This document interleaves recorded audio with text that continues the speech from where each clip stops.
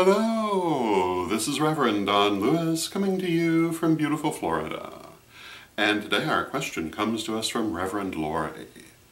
And Reverend Lori is a third-degree high priestess who is working presently with things like multidimensionality.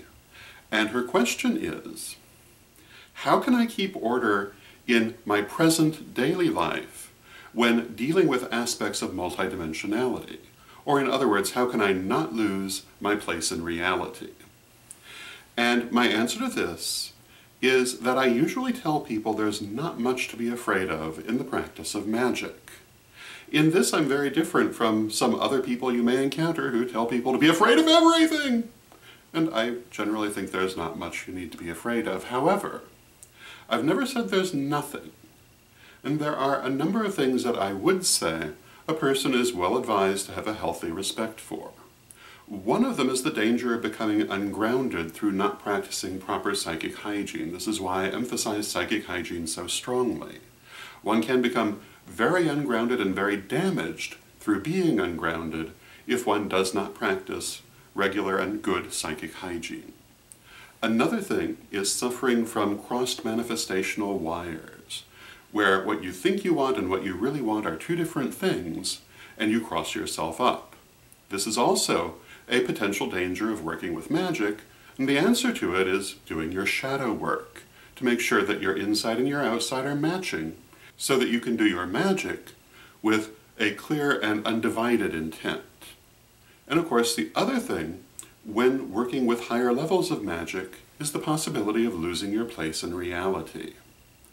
When we work with higher levels of magic, one of the things that we do is we come to realize that the physical world around us is not nearly as solid as it seems, time is not nearly as linear as it seems, and our soul is not nearly as simple as it seems, all of which can have a heck of an effect on a person. And Reverend Lori's question is a question that people who work with the higher realms of magic have been working with for a very long time. How can you unravel your understanding of reality in acknowledgement of the fact that your understanding is imperfect, but still keep your place in reality in your present daily life? I'm under the impression that in traditional Kabbalah, there was a rule that one could not study Kabbalah unless one was over the age of 40 and had children. And the reason for this rule is this very issue. The idea was that at that age, and with those responsibilities, you were sufficiently tied to the physical world and physical reality that you could not lose your place in it easily. But I do not necessarily advocate this rule. In fact, obviously I don't. But it is very important when you move from simple magic to the higher realms of magic to keep an eye on your relationship to your own daily life. As we work with things like time magic, multidimensionality, and so forth, again, we unravel our understanding of reality. It's not what we started with. So what can you do to help keep your place in reality? Well, in a way, I've already commented upon it, because the two recommendations that I would make most strongly, I've already made in the context of other dangers of magic. The first is psychic hygiene, making sure you are firmly grounded and cleansing your energy on a regular basis. And the second is to know yourself. Reality around you is not nearly as solid as it appears, but you are always you. And if you keep your sense of self strong, and you keep your sense of boundaries strong, this will help to keep you in your proper place in reality where you choose for it to be. The fact that you know you can cross from one probability to another also means that you can do this in a conscious rather than an accidental way. So keep your focus, keep your sense of self, practice your psychic hygiene. I think you'll find these things will go a long way toward helping you to keep that place in reality. The other thing, of course, is to bear in mind that your place in reality was fluid to begin with. You're merely approaching it now in a conscious way. So yes, you want to keep your place in reality and you want to keep your connection to reality, but you want to remember that it is not that you are experiencing new things, but that you are conscious of things you were not conscious of before.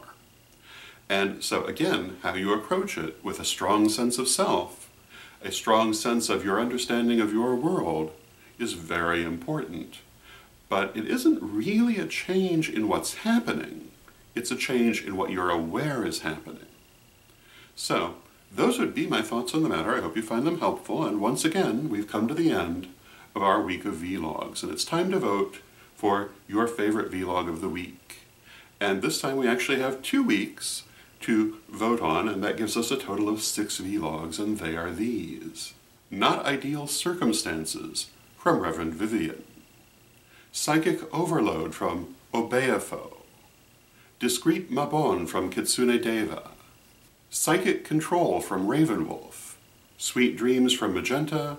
And today, Hold That Place from Reverend Lori. Please let me know which was your favorite. You can vote in the comments section at Magic TV, on Facebook pages where the vlog appears, or you can send it to me at donlewishp@aol.com. And I look forward to seeing which was your favorite vlog of the week. And until next time, may you blessed be. Pray for peace. Pray for love. Pray for stability. Pray for the nation where you live. Pray for the world.